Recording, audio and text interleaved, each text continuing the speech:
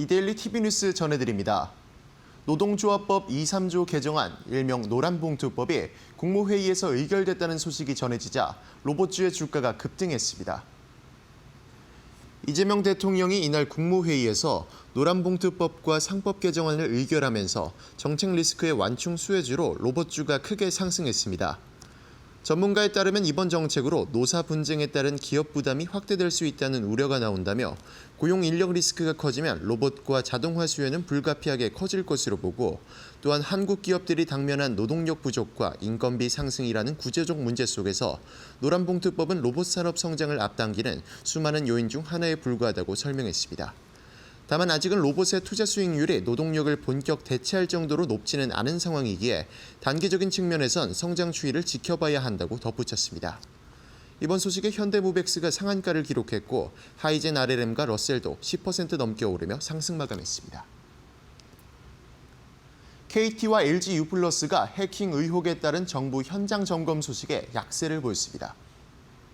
미국의 해킹 전문지 프랭 매거진을 통해 KT와 LG유플러스가 해킹 내부 서버와 인증서 등을 해킹당했다는 의혹이 제기되자 과학기술정보통신부 등 정부의 현장 점검이 이뤄졌습니다.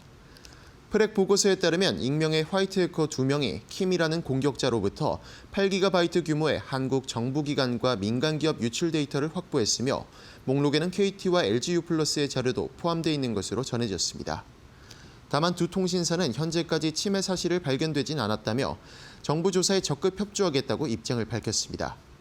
과기부 관계자는 지난달 25일부터 현장 조사가 시작됐다며 포렌식 분석이 다소 오래 걸리는 만큼 정확한 시기는 알 수 없지만 침해 사고가 확인되는 경우 그 내용을 투명하게 공개하겠다고 말했습니다. 이번 소식에 KT는 2.25% 하락한 52,100원에 LG유플러스도 3.74% 하락하며 장을 마쳤습니다. 미국 백악관 관계자가 한화 필리조선소를 언급하자 하나오션이 장중 사상 최고가를 경신했습니다. 러스보우트 백악관 예산관리국 국장의 보좌관인 제리 핸드릭스가 자신의 SNS에 한화 필리조선소의 사진을 게재하며 국장의 강력한 예산 지원으로 곧 군사적 측면에서 큰 움직임이 있을 걸로 예상한다고 전했습니다. 핸드릭스 보좌관은 백악관에 설치된 조선업 사무소의 실무를 총괄하는 인물로 알려졌는데 이에 해당 글이 한화의 군함 발주를 예고한 것으로 해석되며 시장에 관심이 집중됐습니다. 앞서 한화는 지난해 미 해군 군함 건조 사업을 목표로 미국 필리조선소를 인수했고 최근 필리조선소에 대한 약 7조 원의 투자를 발표한 것도 미 군함 신주에 초점을 맞춘 것이라는 해석이 나왔습니다. 업계에서 마스가 프로젝트로 수익성이 높은 선박 수주가 지속될 수 있고 존스법이 적용된 선박 수주가 지속될 경우 한화의 수익이 더욱 늘어날 수 있다는 기대감이 있다며 전망을 긍정적으로 바라봤습니다. 이번 소식에 하나오션의 주가는 5.84% 상승한 12만 3,200원에 장을 마쳤습니다.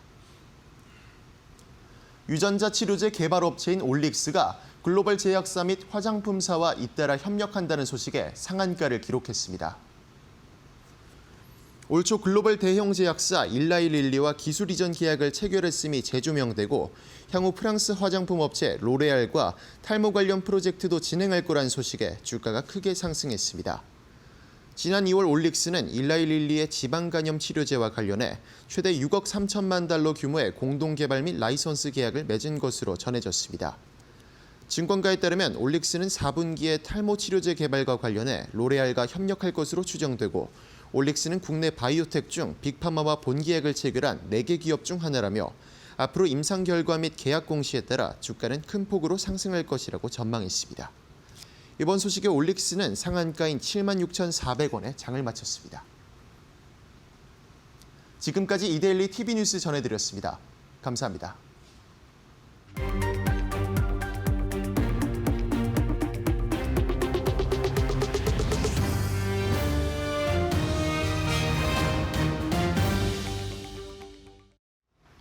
네, 포트폴리오를 업시켜주는 데일리 마켓업. 안녕하세요, 김주영입니다.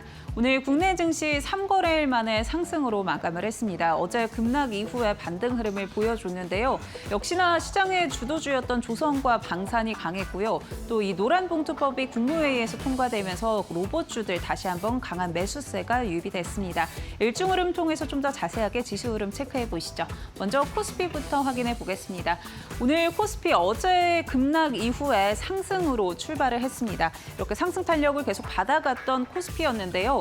12시, 그러니까 오후장에 좀 접어들면서 좀 더 강한 상승 탄력을 받아갔던 모습이고요. 오늘 일중 고점이 3,174포인트였고 고점 부근에서 3,172포인트 선에서 마감했다는 점 체크해 보시죠. 다음으로는 코스닥 확인해 보도록 하겠습니다. 코스닥도 마찬가지로 상승으로 출발을 했습니다. 다만 장 초반에 살짝 출렁임이 나오기도 했는데 결국에는 오늘 전반적으로 로봇주들, 또 제약바이오주들의 강세 흐름을 이어가면서 좀 더 강하게 상승 탄력을 받아갔던 모습이고요. 오늘 1.15% 상승하면서 794포인트에서 마감을 했습니다. 다음 수급 상황 확인해 보도록 하겠습니다. 네, 외국인들 오늘 선물 시장 또 현물 시장에서 모두 순매수를 이어갔습니다. 특히나 장중 이 선물 시장에서 9천억 원 이상 담아내는 모습도 포착이 됐는데요.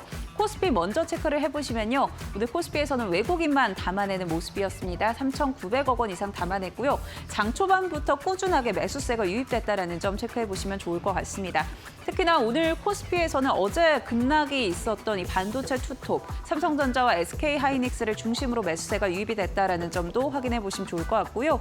개인과 기관의 경우에는 오늘 순매도를 이어가면서 개인의 경우에는 3,400억 원 이상, 기관의 경우에는 1,400억 원 이상 팔자세를 이어갔습니다. 다음 코스닥 상황 체크해 보겠습니다. 네, 코스닥 시장에서는 오늘 외국인과 기관 모두 순매수를 이어갔습니다. 외국인의 경우에는 790억 원 이상 담아냈고요. 기관의 경우에는 200억 원 이상 순매수를 이어갔습니다. 반면에 개인의 경우에는 오늘 매도세 이어가면서 800억 원 이상 팔아냈다는 점 체크해 보시죠. 그렇다면 오늘 시장에서 부각됐던 이슈들 같이 한번 확인해 보겠습니다. 첫 번째 이슈 확인해 보시면요. 네, 오늘 첫 번째로는 보안주부터 확인해 보도록 하겠습니다. 해킹 맛집이라는 이야기가 나오기도 하는 지금의 한국 상황인데요. 앞서 SKT 해킹 사례가 있었죠. 이때 큰 파장이 국내에서 일었습니다. 약 2,600만 건의 유심 정보가 유출이 됐고요. 이때 시장에서 보안주들 굉장히 크게 부각이 되기도 했습니다. 그리고 최근에도 해킹 관련한 소식들이 쏟아지고 있습니다. 앞서 뉴스로도 전해드렸는데 이 KT와 LG U+의 해킹 의혹이 불거졌습니다. 과기부, 과학기술정보통신부 측에서는 이 부분에 대해서 좀 더 조사하겠다라는 이야기가 나왔는데 우선은 KT 그리고 LG U+ 측에서는 해킹 정황이 없다라는 점을 밝혔고요. 조금 더 사실관계 확인 후에 결과들 나오는 부분 체크를 해봐야 될 것 같습니다. 그리고 오늘 크게 소식이 하나 더 나왔습니다. 롯데카드 측에서 해킹 사고가 있었다라는 점인데요. 어제 사고가 있었고 오늘 금융감독원에 신고를 했다라는 점인데 지금 롯데카드의 규모를 같이 한번 체크해봐야 될 것 같습니다. 롯데카드의 경우에는 전체 시장 점유율의 한 10%를 차지를 하고 있고요. 전체 보유하고 있는 회원의 경우에는 970만 명에 가까운 수를 보유를 하고 있습니다. 전체 순위로 따졌을 땐 한 6위 정도를 기록하고 있다라고 보시면 될 것 같은데요.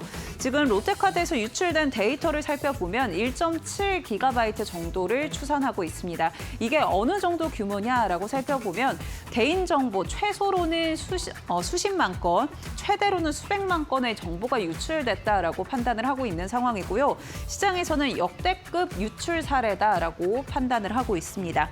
특히나 지금 롯데카드 해킹 사고가 문제가 되는 건 이 카드사의 고객 정보가 유출이 되면서 금융 범죄에도 활용될 수 있다라는 점이 시장에 우려감을 작용하고 있는 거고요. 이에 따라서 금융감독원 측에서는 비상 대응 체계를 가동하겠다라고도 대응에 나서고 있는 모습들입니다. 오늘 이에 따라서 보안주들 강세 흐름 이어갔는데요. 종가 어떻게 형성했는지 체크해 보시죠. 네, 오늘 보안주 중에서 센즈랩의 경우에는 5.2%대 강세로 마감을 했고요. 알체라의 경우에 4%대 강세, ICTK도 4%대 오름세 보여줬습니다. 그밖에 모니터랩의 경우에는 강보합권 마감을 했고요. 라운시큐의 경우에는 장중에 빨간불 켜냈는데 오늘 보합권 마무리했다는 점 체크해 보시면 좋을 것 같습니다. 전반적으로 장 초반 대비해서는 투심이 조금 위축됐다라는 점도 체크해 볼 수 있을 것 같은데요. 앞으로 보안주들 계속해서 이렇게 해킹 해킹 소식들이 전해지고 있는데 어떻게 대응해 봐야 될지 같이 한번 정리해 보시죠. 두 번째 이슈 확인해 보겠습니다. 두 번째 이슈는 소버린 AI 관련해서 체크해 보도록 하겠습니다. AI에 대해서 내년에 역대급 예산이 투입될 것이다라는 이야기가 오늘 한 차례 나왔는데요. 앞서 정부가 AI 3대 강국으로 도약하겠다라는 목표를 제시를 했었죠. 그만큼 내년에 인공지능 대전환을 위한 예산을 투입한다라는 소식들이 오늘 나왔습니다. 과기부의 사례를 좀 살펴보시면요. 내년에 23조 7천억 원가량을 예산에 편성이 된다라는 소식이 있었습니다. 이게 어느 정도의 규모냐라고 체크를 해보면 2025년, 그러니까 올해 대비했을 때 약 13% 가까이 증가하는 거고요. 전체 금액으로 따졌을 때는 한 5조 원 정도가 증액이 됩니다. 5조 원 생각보다는 크지 않네. 100조 원 투입하겠다고 이야기하지 않았나라고 생각하실 수도 있는데 정부가 이 AI에 투입하는 전체 예산 중에 10조 원이 조금 넘기 때문에 이 부분의 절반가량을 과기부에 투입한다라고 보시면 될 것 같습니다. 결코 적지 않은 금액이 투입되고 있다라고 살펴보시면 될 것 같고요. 그리고 최근에 국가대표 AI 선발이 있었죠. 이에 이후에 소식들이 조금 부진한 모습들도 나오고 있는데 우선은 5개 기업이 선정이 됐습니다. 5개 컨소시엄, 네이버 클라우드, 업스테이지, 그리고 SK텔레콤, LG, NC 등이 선발이 됐는데요. 지금 이 소버린 AI를 개발하는 국가대표 외에도 탈락한 기업들과도 정부가 계속해서 특화 모델들을 개발해내겠다라는 정보들도 나오고 있는 상황입니다. 그러니까 소버린 AI 외에도 다른 인공지능 산업에서의 기대감을 가져볼 수 있다는 점 체크해 보시면 좋을 것 같고요. 실제로 이 5개 컨소시엄 외에도 블랙엘 GPU에 대해서 할당량을 좀 남겨뒀다라는 이야기들도 나오고 있는 상황입니다. 그 밖에 오늘 SK텔레콤 측에서 AI 거버넌스 포털을 좀 공개하기도 했습니다. 이 부분에 대해서도 기대감을 좀 갖는 게 이제 최종적으로 우리가 선발되겠다라는 그런 의지들을 좀 드러냈다라고 시장이 평가를 하고 있는 거고요. 관련한 기대감들도 오늘 AI 소프트웨어 관련주들에 유입된 상황입니다. 종가 흐름 같이 한번 체크해 보시죠.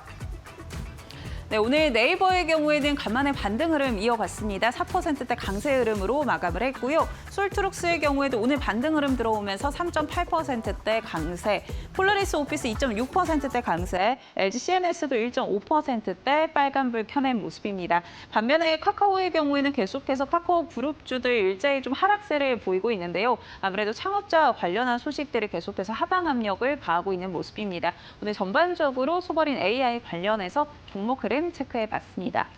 네, 오늘 앞서서 다뤘던 이슈 2가지 어떻게 전략 챙겨봐야 할지 이어지는 마켓업 시간에 확인해 보시면 좋을 것 같고요. 오늘 이 시간은 김태훈 파트너와 함께합니다. 저희 지금 바로 시작합니다.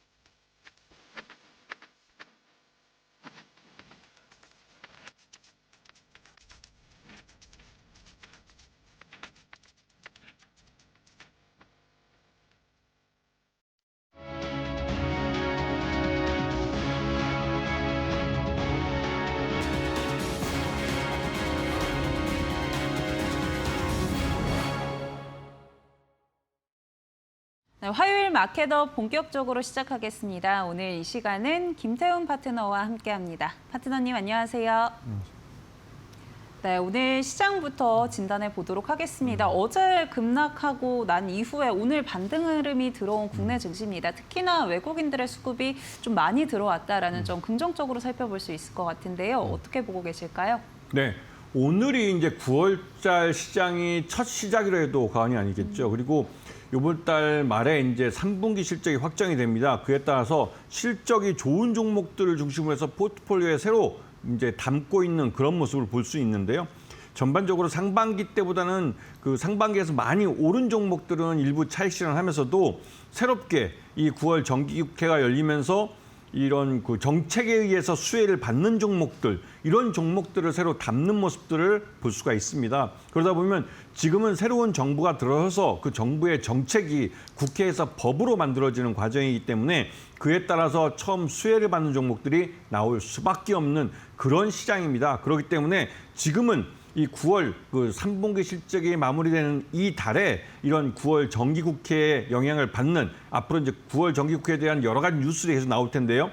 뭐 상법 개정이라든가 이런 것들이 계속 뉴스가 나오면서 거기에 관련된 수혜를 받는 종목들을 먼저 담고 있는 그런 모습입니다. 그래서 항상 주식시장에서는 뉴스가 많은데 수익이 있다, 이런 증시 격언이 있죠. 그에 맞는 그런 흐름을 보여준 하루였습니다.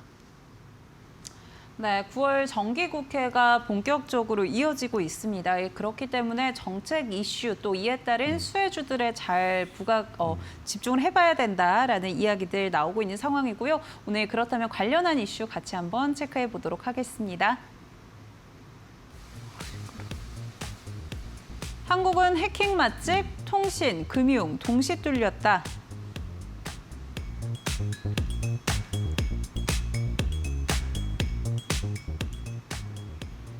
네, 오늘 첫 번째 이슈로는 보안 관련해서 체크해 보도록 하겠습니다. 최근에 해킹 소식들이 굉장히 많이 들려오고 있습니다. 뭐 한국이 진짜 해킹 맛집이 됐다, 이런 자주 섞인 이야기들도 나오고 있는 상황인데요. 좀 보안주들 어떻게 챙겨봐야 될까요? 네, 이게 우리나라는 기술이 매우 발전되어 있는 나라입니다. 온라인 서비스도 다양하게 잘 돼 있고 또 특히나 한국인은 특유의 성질인 빨리빨리, 이게 온라인 시장을 빠르게 성장시키고 발전시켰는데요. 문제는 그렇게 빠르게 발전한 기술에 비해서 이 보안이라는 뒷수습이 제대로 안 되고 있다는 사실입니다. 그러다 보니 일반 기업들이 이런 해킹 사고를 당했을 때 그냥 돈을 좀 해커들한테 돈을 지급하고 그냥 구렁이 담 넘어가듯이 넘어가거나 이런 일들이 비일비재한데요. 여기에 대해서는 이 개인정보가 털리거나 했을 때 그 개인정보를 관리 책임지는 그 기업들이 책임져야 되는 그 손해배상 책임에 대해서 우리나라는 굉장히 관대한 나라입니다. 미국 같은 경우는 이런 사고가 발생할 경우 거의 뭐 100배, 500배 뭐 이런 엄청난 액수의 이 손해배상금을 물립니다. 그러다 보니 기업들이 이런 보안 쪽에다가 대규모 투자를 하고 그러면서 개인정보 유출에 대해서 굉장히 철저하게 그 보안에 대한 투자를 하고 있죠. 거기에 비해서 우리나라는 이러한 게 뭐 사고가 터져도 여기에 대해서 뭐 개인들이 피해 본 사람들이 이거를 그 어떤 뭐 특정 기업들에 갖고 있던 내 개인정보가 틀렸다는 걸 증명해내야 되는 그런 경우가 발생하기 때문에 실제로 손해배상이 그렇게 크게 이루어지지 않고 있죠. 그러다 보니 일반 기업들은 항상 보안 투자를 맨 뒤로 밀게 됩니다. 그러다 보면 이런 사고가 계속 반복될 수밖에 없는데요. 이번에 이재명 정부가 들어서 과학기술부 장관이 이런 보안 사고에 대해서 특히 이제 SK텔레콤 사고 때문에 전 국민의 반 이상이 되는 그 인구의 이제 정보가 털렸다는 말까지 나왔었는데요. 그것 때문에도 이 보안에 대해서 투자를 좀 많이 될 수 있도록 정책을 펴겠다 얘기를 했습니다. 과연 그렇게 정책이 펴질지 이번 정기국회에서 한번 지켜봐야 될 그런 타이밍인 것 같습니다. 네, 보안 관련해서도 역시나 정부 측에서 입장이 나왔던 상황이고요. 그만큼 보안주들이 좀 키워갈 수 있는 기회가 아닐까라는 생각도 듭니다. 어떤 종목들 체크해봐야 될지 같이 한번 확인해 보시죠. 네, 오늘 센즈랩과 모니터랩 가져와 주셨습니다. 보안 관련해서 대장주로 움직임 나오고 있는 두 종목이죠. 같이 한번 투자 포인트 짚어보도록 하겠습니다. 네, 오늘 센즈랩, 모니터랩 두 종목 가져와 주셨습니다. 각각 포인트를 좀 어떻게 잡아봐야 될까요? 이 센즈랩 같은 경우는 개인정보가 유출되는 것을 미리 체크해내고 이걸 막는 그런 역할을 하고 있고요. 이 모니터랩 같은 경우는 우리 개인이 아니라 이런 통신 서비스 업체들이나 이런 클라우드 서비스를 하는 기업들이 자신들이 B2B 이런 서비스 차원에서 사전에 이러한 것들을 방화벽을 통해서 걸러내는, 그러니까 해커들이 진입하지 못하도록 막는 그런 기술을 갖고 있습니다. 그래서 이 두 회사 모두 컬러가 좀 다른데요. 하지만 이 최근 들어서 센즈랩 같은 경우는 개인정보 유출에 대해서 이 회사가 내놓는 IDPW라는 이 서비스는 내 개인정보가 털렸을 때 어디에 있는 어떤 정보가 털렸는지를 개인에게 통보해주는 서비스입니다. 이렇게 되면 개인이 내 정보를 제대로 관리하지 않은 그 기업에 대해서 손해배상 청구도 할 수 있는 것이죠. 그래서 이 서비스가 내놓으면서 센즈랩 때문에도 기업들은 더더욱 이런 보안 쪽에 투자를 더 해야 될 그런 이유가 발생한 것이죠. 그리고 모니터랩 같은 경우는 최근 들어서 클라우드 서비스를 통해서 이제 내려받는 형태로 이제 우리 스마트폰을 갖고 서비스를 받는 경우가 많습니다. 그런 개인들이 많아지면서 여기에 대해서 방화벽의 필요성이 더더욱 중요하게 됐죠. 그래서 기업들이 방화벽에다가 우선적으로 투자를 하고 있습니다. 그런 면에서 이 모니터랩도 수익이 증가하고 있는 그런 회사죠. 전반적으로 보안 시장 전체에서 투자가 많이 늘고는 있습니다. 하지만 보안 사고가 발생하는 것, 보안 사건이 발생하는 것에 비해서는 턱없이 부족한 상황입니다. 그렇기 때문에 기업들이 투자를 많이 하고 정부도 이런 투자를 활성화시킬 수 있도록 그 정책을 펴줘야만 보안 시장이 제대로 좀 성장을 해갈 수 있고 여기에 속한 기업들도 수익을 가져갈 수 있는 그런 시장 여건입니다. 네, 그렇다면 오늘 애프터픽 뭘로 꼽아주실지 궁금합니다. 어떤 것 좀 주목하고 계실까요? 네, 센즈랩이죠. 센즈랩은 좀 전에 말씀드렸던 그 IDPW라는 서비스가 개개인에게 내가 여러 온라인 서비스를 하면서 내 개인 정보들을 넘겨준 그 기업들 그러니까 각각의 회사들이 내 정보를 제대로 관리하지 못해서 이게 유출됐을 때 그걸 개인에게 통보해주는 서비스입니다. 그러다 보니 이 서비스에 가입하신 개인들이 굉장히 많았어요. 왜냐하면 요즘 워낙 많은 은행 거래도 그렇고 보험이나 무슨 다른 자동차 보험 같은 경우도 그렇고 모두 온라인으로 하는 경우가 많습니다. 그러다 보니 내 개인 금융 정보가 외부로 유출되는 거에서 굉장히 걱정하는 개인들이 많으시죠. 그런 개인들이 이러한 서비스를 이용하면서 수수료를 내기 때문에 여기에 대해서 이 회사는 성장 가능성이 굉장히 큰 회사로 평가받고 있습니다. 그렇기 때문에 최근 정부도 이런 보안에 대한 투자를 늘리는 쪽으로 하면서 이 센즈랩이 시장에서 관심을 많이 받고 있는 그런 핫한 종목이 되고 있습니다. 네, 오늘 보안주 관련해서는 센즈랩 오늘 애프터픽으로 꼽아주셨다는 점 참고해 보시면 좋을 것 같습니다. 두 번째 이슈 확인해 보시죠. AI에 23조 쏜다. 정부 역대급 예산으로 AI 3강 정조준.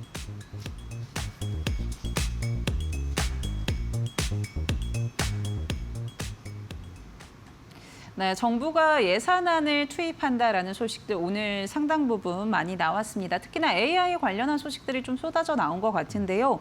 내년에 과기부에 굉장히 많은 증액을 한다라는 점이 좀 긍정적으로 작용했던 것 같습니다. AI 관련주들 좀 어떻게 보고 계실까요? 네.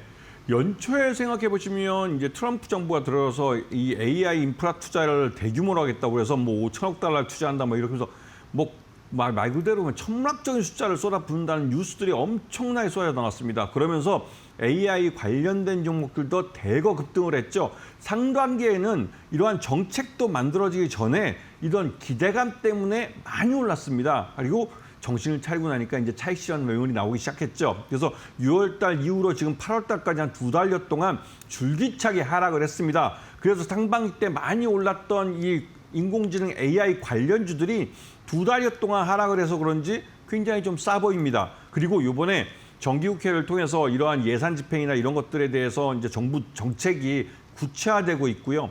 이거 구체화된 정책에 의해서 실제로 정부 예산이 지출이 될 겁니다. 그렇게 되면 아직 AI 기업들 같은 경우는 규모의 경제를 달성하지 못했기 때문에 외부에서 자금이 들어와야만 계속 기업 가치를 가질 수 있습니다. 그렇기 때문에 정부 예산과 또 이 투자가들의 투자금 이런 것들이 이 AI 기업들의 어떻게 보면 계속 기업 가치를 더 키워주는 그리고 성장성에 가속도를 붙여주는 그런 역할을 하게 됩니다. 그리고 이게 9월 달부터 본격화된다는 것이죠. 그래서 이제는 다시 AI 기업들을 사볼 만한 그런 타이밍이 돌아왔습니다. 네, 과열된 부분이 다소 해소가 됐고요. 그렇다면 이제 다시 한번 좀 내 포트폴리오에 담아봐야 되겠다라고 이야기해 주셨는데 관련주들 체크해 보겠습니다. 네, 오늘 네이버와 LG CNS 가져와 주셨는데요. 최근에 네이버 간만에 좀 반등 흐름이 들어온 오늘 시장이었고요. LG CNS도 국가대표 AI 선발이 됐죠. 같이 한번 투자 포인트 짚어보겠습니다. 네, 네이버와 LG CNS 두 종목 오늘 관련해서 가져와 주셨습니다. 각각 좀 어떻게 체크해 봐야 될까요? 네, 이 네이버 같은 경우는 자체적으로 매년 한 5천억 원 정도를 투자해서 자체 거대 언어 모델을 만들었습니다. 인공지능 AI 거대 언어, 그러니까 LLM이라고 하는데요. 이걸 만들었는데 그게 이제 하이퍼클로버 X라는 겁니다. 이게 하이퍼클로버까지는 거대 언어 모델이고 뒤에 X가 붙으면 이걸 상업화한 모델입니다. 그래서 그러니까 네이버가 만든 이 거대 언어 모델 하이퍼클로버 X 같은 경우는 이거는 그러니까 그러니까 오픈형이 아니라 클로스형이라 네이버가 일일이 그 개별 거래처 그 기업들 원하는 서비스를 원하는 이 기업들의 그 커스터마이징을 해주는 그런 사업이 필요한 것이죠. 그렇기 때문에 이게 좀 성장에는 좀 한계가 있겠지만 그 우리나라만의 이 AI 주권이랄까요? 소버린 AI 면에서 가장 칼라가 맞습니다. 이게 예를 들면 그냥 우리가 예전에 그 워드라는 거 MS 워드에 딸려서 들어와가지고 전 세계 대부분의 나라들은 미국 MS 워드를 썼습니다. 하지만 우리나라는 아레아 한글이 있죠. 그러다 보니 우리나라 같은 경우는 독특하게 아레아 한글이 이 워드 시장을 지켜내면서 전 세계에서 가장 싼 MS 워드를 판매하는 나라가 됐습니다. 그러다 보니 이런 소버린 정책이 얼마나 중요한지 잘 보여주는 대표적인 사례가 됐죠. 그래서 소버린 AI 정책도 그런 면에서 굉장히 중요한 겁니다. 앞으로의 시대는 AI가 인간들의 이런 생각하는 사고를 대체해주면서 더 새로운 창의성과 새로운 시도를 또 도전을 할 수 있는 기회를 주는데 그 시장에 한국만의 한국어에 또 한국인들의 생각을 담아내는 그런 소버린 AI 정책이 시연될 수 있고 여기에 핵심적인 기업들이 있다는 것이죠. 네이버 같은 업체도 마찬가지고요. 그다음에 LG CNS 같은 경우는 이런 AI 거대 언어 모델을 갖고 직접 고객들을 만나서 이런 IT를 구성해주는 그런 회사입니다. 그래서 실제로 이 필드에 나가서 돈을 버는 초기에 돈을 버는 업체들은 LG CNS 같은 회사들이죠. 그렇기 때문에 LG CNS도 지금 AI 기술을 접목시켜서 여러 가지 사업을 하고 있습니다. 그런 면에서 수익화를 가장 먼저 하고 있기 때문에 이런 수익화 때문에도 실적이 많이 좀 증가될 가능성이 높은 그런 회사입니다. 그래서 이런 인공지능 AI가 단순히 기술 개발뿐만 아니라 더 나아갈 수 있는 수익화된 시장으로 갈 수 있다는 것을 한번 보시면서 시장을 대응해 보시면 충분히 좋은 기회를 잡으실 수 있을 겁니다. 네, 네이버 또 긍정적으로 이야기 많이 나왔고요. LG CNS도 이 수익화에 대한 기대감도 유효한 상황입니다. 두 종목 중에 애프터픽 뭘로 꼽아주실까요? 역시 네이버죠. 이거는 네이버가 단순히 최근 들어 주가가 많이 하락했기 때문에 이게 싸 보인다 이것뿐만이 아니라 네이버 자체는 온라인 서비스로 굉장히 유명한 업체입니다. 우리나라 온라인 시장에서 온라인 마켓을 가장 크게 갖고 있고 가장 많은 돈, 전자상거래를 통해서 돈을 벌고 있는 업체고 이 회사가 있는 뭐 온라인 광고나 커머스, 핀테크 사업 등에 이 회사가 만든 이런 독특한 자체 개발한 이 AI 모델이 적용이 됩니다. 그리고 무엇보다 네이버가 갖고 있는 네이버 클라우드 서비스에 이 하이퍼클로버 X가 적용이 되죠. 이런 부분 때문에도 네이버가 앞으로의 AI 시장을 주도해 갈 가능성이 큽니다. 네, 이 소버린 AI 관련해서 이제 결국에는 한 기업이 투표가 될 텐데 네이버가 가장 좀 유력하다라는 전망들 좀 제시해 주신 것 같고요. 오늘 애프터픽 네이버 살펴보시면 좋을 것 같습니다. 앞서 9월 정기 국회가 이렇게 시작이 되면서 이제는 정책적인 좀 수혜를 볼 수 있는 종목들 담아봐야 된다라고 전략 챙겨주셨는데요.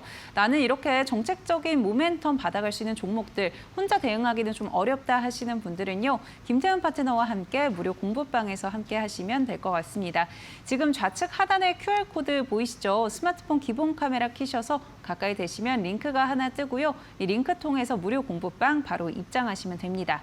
나는 이 방법이 좀 어렵다 하시는 분들은 유료 문자 100원에 샵 3772번으로 김태훈 보내주시면 저희가 함께하는 방법 안내해드리도록 하겠습니다. 네, 저희 애프터마켓에서 제공해드리는 정보는 투자 판단을 위한 조언입니다. 투자에 따른 책임은 투자자 본인에게 있다는 점 참고해 주시죠. 저희 이어서 넥스트레이드 살펴보겠습니다. 네, 먼저 코스피 시가총액 상위 종목들 체크해 보시면요. 전반적으로 빨간불 켜내고 있습니다. 오늘 IT 투토 2.2%대 삼성전자 오르고 있는 모습이고요. SK 하이닉스도 1.5%대 강세 이어가고 있습니다. LG 에너지솔루션 강보합권 삼성 바이오로직스도 0.4%대 강세 이어가고 있고요. 하나 에어로스페이스 오늘 방산주 강했던 만큼 1.8%대 오름세 보여주고 있습니다. 코스닥 살펴보겠습니다. 네, 알테오젠 1.5% 오늘도 상승 탄력 받아가고 있고요. 에코프로비엠의 경우에는 약보합으로 전환한 모습입니다. 펩트론의 경우에 3.8%대 강세 이어가고 있고요. 에코프로 0.8%대 빨간불 켜냈고 파마리서치의 경우에는 오늘 보합권에서 마감했습니다. 네, 넥스트레이드까지 살펴봤고요. 이어서는 김태훈 파트너의 비법 강의로 바로 돌아오겠습니다.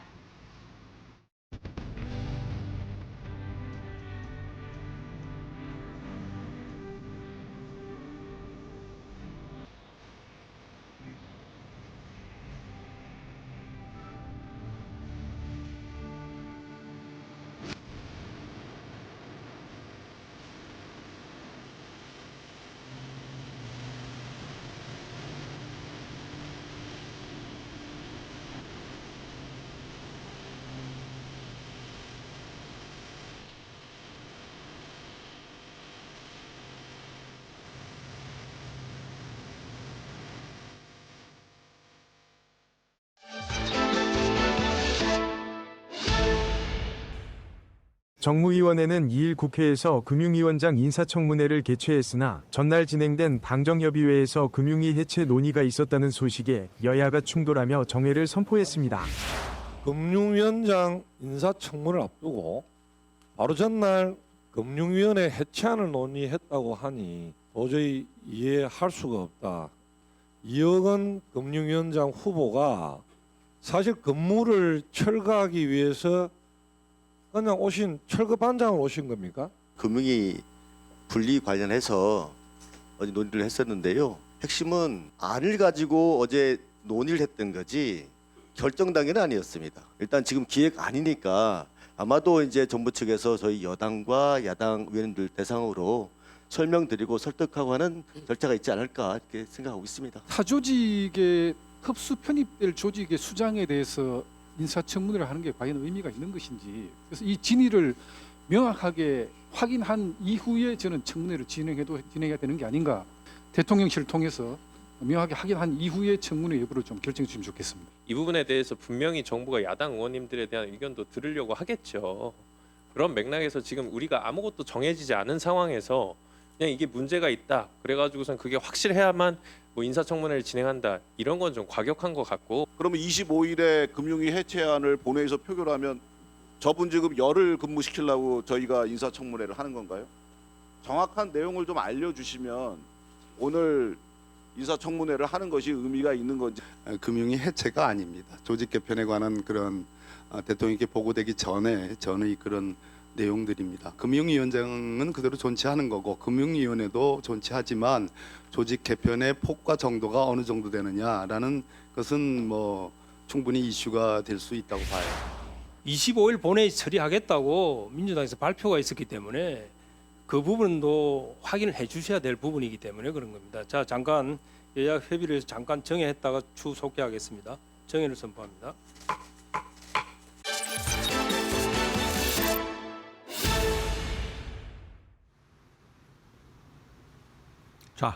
오늘은 이 9월 정기국회가 시작되면서 가장 핫한 이슈가 되고 있는 겁니다. 이게 이제 그 상법 개정이라는 건데요. 그 상법 개정을 통해서 이 지주회사 제도에 대해서 다시 한번 손을 좀 대려고 하고 있습니다. 이게 그동안 우리 이제 이런 상법 개정을 통해서 이루어진 것 대부분 다 예전에는 이제 재벌 개혁이라는 말을 했죠. 왜냐하면 재벌들이 문어발식으로 기업을 확장하면서 뭐 이 골목 상구까지 진입을 하고 그러다 보니 뭐 말 그대로 이제 큰 돈 갖고 있는 재벌이 다 해먹는다는 말까지 나오고 그러다 보니 이게 이제 큰 자본이 모든 걸 다 해먹다 보니까 이 말 그대로 골목상권에 있는 조그만 동네 조그만 상점가 자영업자들도 먹고 살기 힘들어진 그런 그 사회가 되다 보니 경제가 되다 보니 이걸 좀 개편을 해서 큰 자본은 큰 물에서 놀고 세계에 나가서 큰 물에 놀고 작은 자본 동네 자영업자들은 동네에서 우물쭈물하게 서로 먹고 사이좋게 먹고 살 수 있는 그런 경제를 만들자 해서 이제 이런 경제 개혁도 하면서 했던 건데요.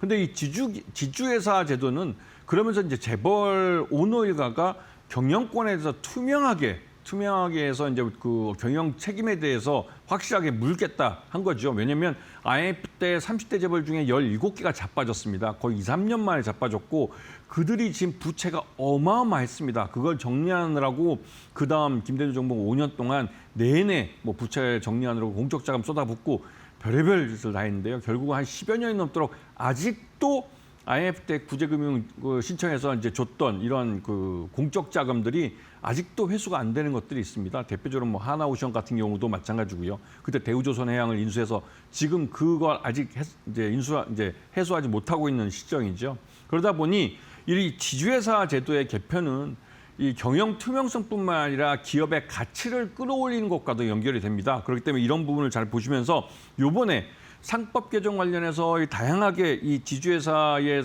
제도에 대해 손을 보는 이런 것들이 과연 어떤 식으로 구체화되고 법률화 될지 이런 부분이 정기국회에서 이제 구체적으로 뉴스에 나올 겁니다. 이런 부분을 잘 보시면 투자자들에게도 굉장히 좋은 기회를 제공할 수 있는 그런 기회가 될 겁니다. 그런 부분을 잘 봐주시면서 지주회사가 무엇이냐? 지주회사는 그 말 그대로 주식 소유를 통해 다른 법인을 지배하는 회사입니다.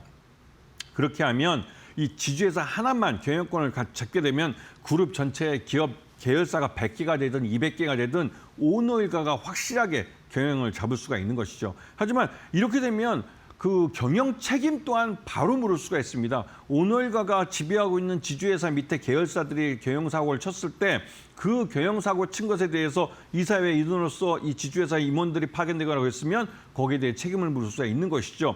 이런 부분 때문에 지주회사는 그 제도 자체가 경영 투명성을 전제하고 있습니다. 이를 통해서 책임 경영을 묻고 또 기업 밸류업을 하겠다고 만드는 것이죠. 그리고 상법 개정이 이번에 이루어지고 있는데 여기에 1차 개정이 있고 2차 개정, 이번에 맨 마지막에 자사주 의무 소각이 맨 마지막에 논의될 것 같습니다. 왜냐하면 이 부분에 대해서는 기존에 우리 한국형 기업, 이 재벌이라는 거, 이 경영 체제가 갖고 있는 한계이기도 한데요. 그러다 보니 이제 이 자사주 같은 경우는 오너 일가가 적은 지분을 갖고 적은 돈을 갖고 그룹 전체를 지배하는 데 있어서 회사 돈을 이용해서 근데 회사 돈이라는 게 솔직히 말해서 우리 주주들 돈입니다. 그러다 보니 우리 주주들은 우리 돈 우리가 배당으로 받아가고 우리가 아니면 이 자사주 소각 등을 통해서 기업 가치, 주당 가치를 끌어올려서 시장에서 주식을 팔아서 얻어가야 될 이 이익을 오너 일가의 지배력 강화만을 위해서 사용하게 된 그런 결과들이죠. 그러다 보니 이러한 이 어떻게 보면 경영의 폐단이죠. 폐단을 수정하는데 시간이 필요하기 때문에 법이 만들어져도 이 자사주 의무 소각 같은 경우 한 1년 정도 유예 기간을 둘 가능성이 큽니다.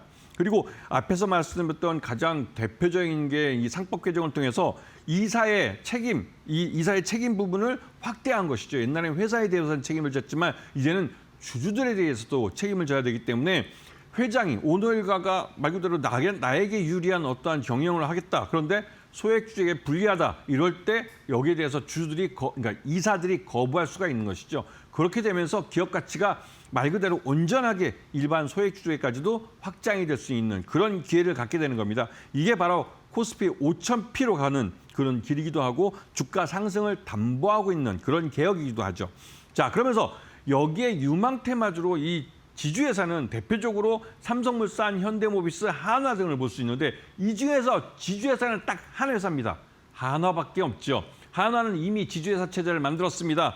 그리고 삼성물산과 현대모비스는 국내 재벌 1위, 2위인데도 불구하고 이 지주회사 체제를 못 만들었죠. 왜냐하면 여기에 들어간 돈이 조 단위의 돈이 들어갑니다. 근데 삼성물산은 고 이건희 회장 이 상속세 내는 것에 바쁘기도 하고, 현대모비스는 말 그대로 이제 이 정의선 회장이 외아들이신데 이 상속 재산을 만드는데 좀 시간이 걸렸던 것 같습니다. 그렇지만 올해 아마도 올 연말부터 해서 이런 삼성물산과 현대모비스 모두 이 지주회사 체제로의 전환을 시도할 가능성이 큽니다. 이거는 상법 개정과 물려 있는 것이죠. 자, 전하는 말씀 듣고 이제 본격적으로 종목 공부에 들어가겠습니다. 네, 오늘 이슈는 지주회사 관련해서 좀 가져와 주셨습니다. 정기 국회에 돌입을 하면서 가장 시장에서 좀 부각이 됐던 건 역시나 3차 상법 개정안이 언제 통과가 될 것이냐라는 거였고요. 여기에 핵심 내용은 자사주 소각 의무화라는 점, 시장의 기대감을 갖는 포인트입니다. 그만큼 관련주들 잘 체크해서 지금의 포트폴리오에 좀 담아봐야 된다라고 전략 계속해서 챙겨주고 계시고요.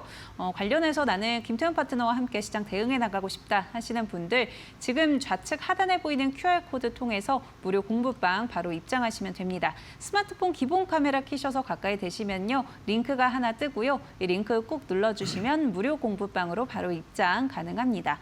나는 이 방법이 좀 어렵다 하시는 분들은 유료 문자 100원에 샵 3772번으로 김태훈 보내주시면 저희가 함께하는 방법 안내해드리도록 하겠습니다.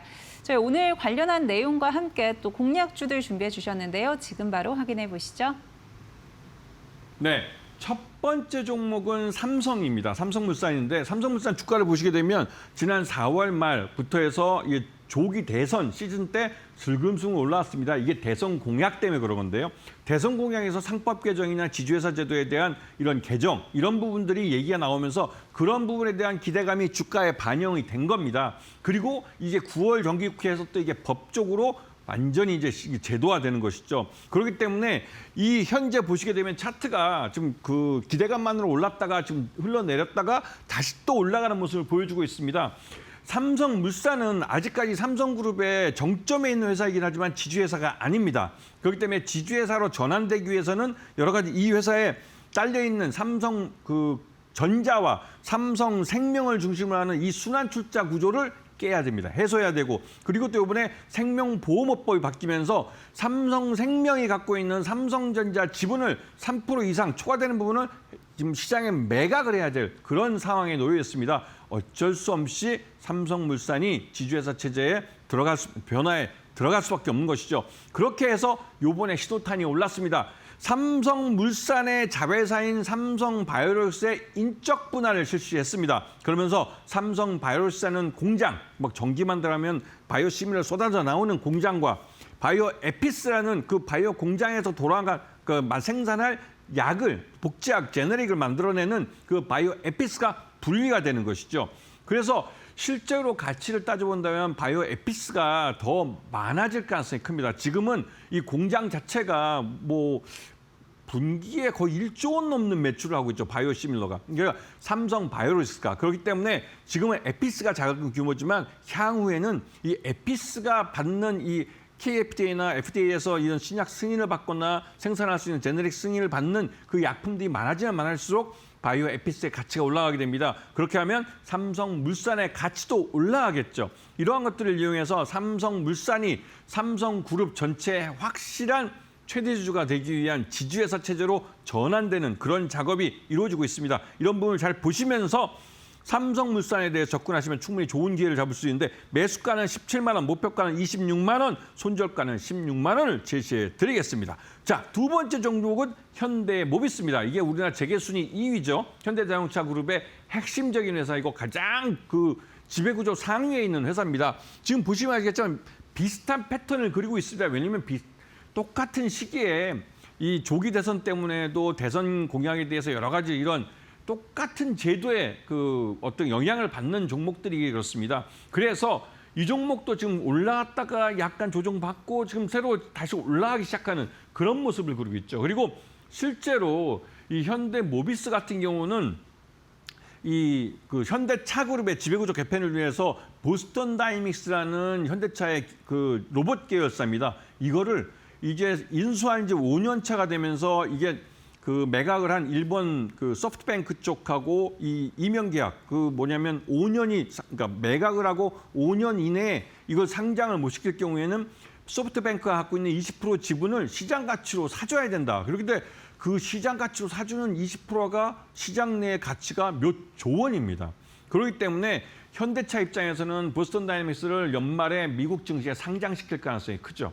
그렇게 되면 현대모비스는 그러니까 정의선 회장이 이 보스턴 다이내믹스의 지분 20%를 갖고 있습니다. 그 돈을 유동화시키면 현대모비스를 지주회사로 전환되는 데 들어가는 비용을 모두 한 방에 해결할 수 있습니다. 그렇기 때문에 현대모비스가 지배구조 개편에 들어갈 수 있다 이런 말들이 나오는 것이죠. 그래서 이 현대차 그룹 내에서 이 지배구조 개편에 가장 상위에 있으면 또 한편으로 AI와 자율주행 기술에 또 전동화 차원에서 가장 핵심적인 기술을 갖고 있는 그런 회사이고 가장 중심되는 기업입니다. 현대모비스가 그만큼 가치가 있는 회사라는 것이죠. 그래서 지금은 지배구조에 관해서만 말해왔지만 앞으로는 그렇지 않고 현대모비스의 기술적인 부분 또 그리고 자율주행으로 전환되면서 전동화가 되는 부분에 따라서 기업 가치가 더 점프업할 가능성이 높은 것이다. 매수가는 32만 원, 목표가는 43만 원, 손절가는 31만 원을 제시해 드리겠습니다. 자, 마지막 한 종목은 전하는 말씀 듣고 와서 들어가도록 하겠습니다. 네, 오늘 공략주로는 삼성물산과 현대모비스 가져와 주셨습니다. 삼성물산의 경우에는 매수가 17만 원 제시해 주셨는데요. 오늘 종가 16만 8천 원으로 확인되고 있습니다. 지금 접근도 유효할 것 같다라고 이야기해 주셨고요. 목표가의 경우에는 26만 원 1차 목표가 제시해 주셨다라는 점 참고해 보시기 바랍니다. 현대모비스의 경우에는 매수가 32만 원 제시해 주셨고요. 1차 목표가는 43만 원으로 전략 챙겨 주셨습니다. 저희 애프터마켓에서 이렇게 가격 정보 제시해드리고는 있지만 나는 좀 더 자세한 매수, 매도 타점 잡아가 보고 싶다 하시는 분들 김태현 파트너와 함께 무료 공부방에서 시장 대응해 나가시면 되는데요. 지금 좌측 하단에 보이는 QR코드 스마트폰 기본 카메라 키셔서 가까이 대시면요. 링크가 하나 뜹니다. 이 링크 꼭 눌러주시면 무료 공부방 바로 입장 가능하고요. 나는 이 방법이 좀 어렵다 하시는 분들 유료 문자 100원에 샵 3772번으로 김태훈 보내주시면 저희가 함께하는 방법 안내해드리도록 하겠습니다. 저희 공략주 하나 더 남아 있습니다. 지금 바로 확인해 보시죠. 네, 아까 말씀드렸듯이 세 종목 중에 유일하게 지주회사입니다. 그런데 지주회사 이게 한화는 시장에서 저평가돼서 거래되는 회사예요. 왜냐하면 이 회사는 지금 자회사로 한화 에어로스페이스가 있고 손자회사로 한화 오션을 갖고 있습니다. 그러면 가만히 보시면 지금 방산과 조선을 대표하는 종목들인데 시장에서 가장 핫하고 가장 올 상반기 내내 주가가 가장 많이 오른 종목들이에요. 그래서 거기에 비해서 한화오션도 주가가 많이 올랐다고는 하지만 이 다른 계열사나 이 손자회사에 비해서는 비할 바가 못 되는 것이죠.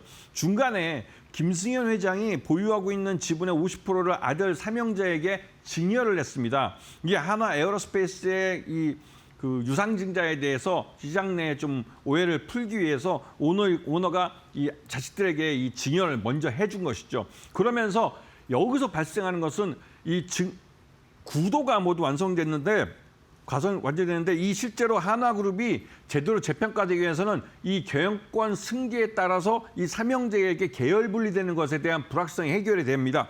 자, 매수가는 8만 5천 원, 목표가는 19만 5천 원, 손절가는 8만 원을 제시해 드리겠습니다.